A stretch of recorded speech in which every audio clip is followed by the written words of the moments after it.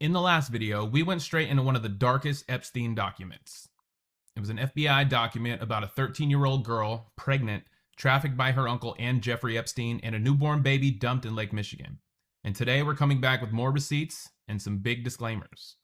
So this is part 2, and we now have the actual FBI intake form, local news coverage from the New Mexico and Michigan and the Department of Justice itself, calling some related Trump-Epstein claims untrue and sensational.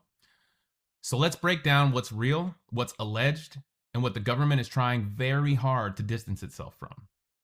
The convicted sex trafficker who died in jail in 2019.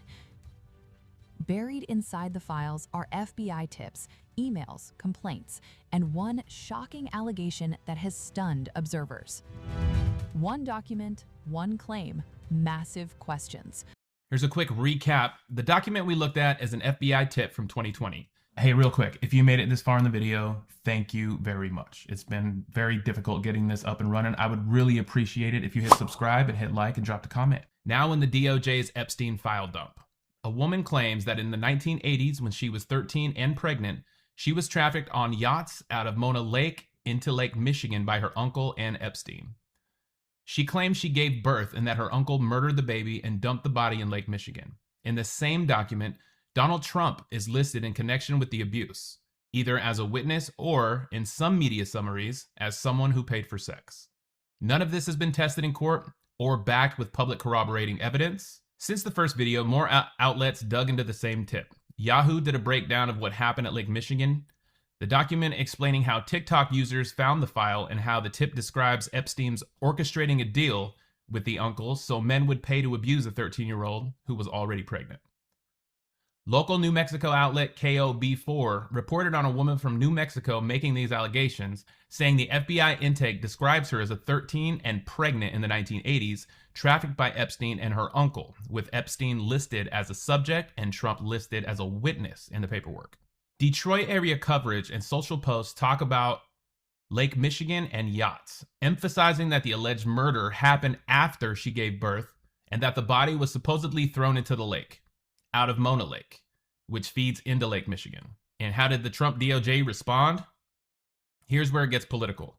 Some of the newly released Epstein-related files also included a separate FBI case file with rape allegation involving Trump and Epstein, which the DOJ moved quickly to pull back and label as untrue or sensationalist and lacking any credible basis.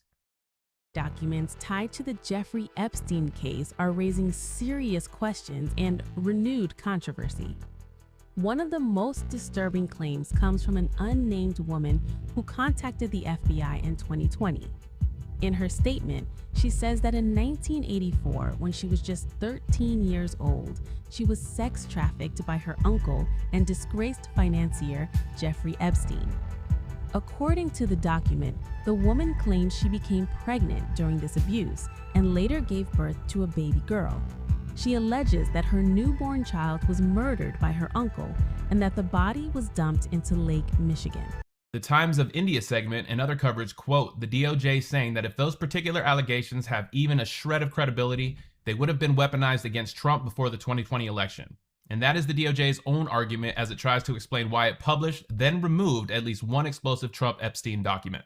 And here's an important distinction. The Lake Michigan murdered newborn tip we're talking about in this video is still in the DOJ's Epstein document library. But the government warns that these files are a mix of evidence, raw tips, and claims that have not been verified. So legally, these are allegations on paper and not established facts. The Epstein files are a massive dump of photos, videos, flight records, victim statements, and FBI notes released under a new law with over 1 million documents still being processed. Part of that release also covers Epstein's earliest known victims.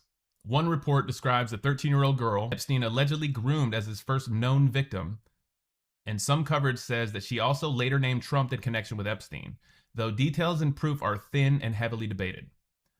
So you have 3 overlapping threads: Epstein's long-running pattern of abuse, Trump's name appearing in multiple unverified tips, and a Justice Department trying to walk the line between transparency and saying, do not treat every allegation in these files as gospel. So here's where this leaves us. A woman's story of being 13, pregnant, trafficked on a Lake Michigan yacht, and watching her baby be killed is now preserved in official FBI and DOJ records as an allegation. Trump's name is on the document. Epstein's name is on the document.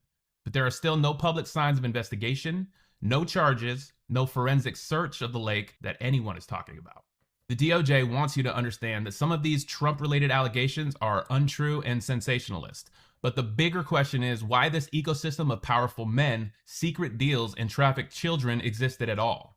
And why victims keep ending up as redacted lines in PDFs instead of witnesses in a courtroom.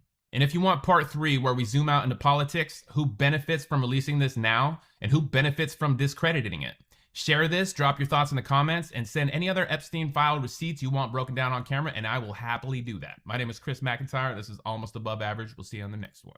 Peace. And not for nothing, but Bill Clinton is also calling for the release of all of the files. I think we should listen to Bill Clinton. He also would like all of the files released. He said it, not me. So hit subscribe.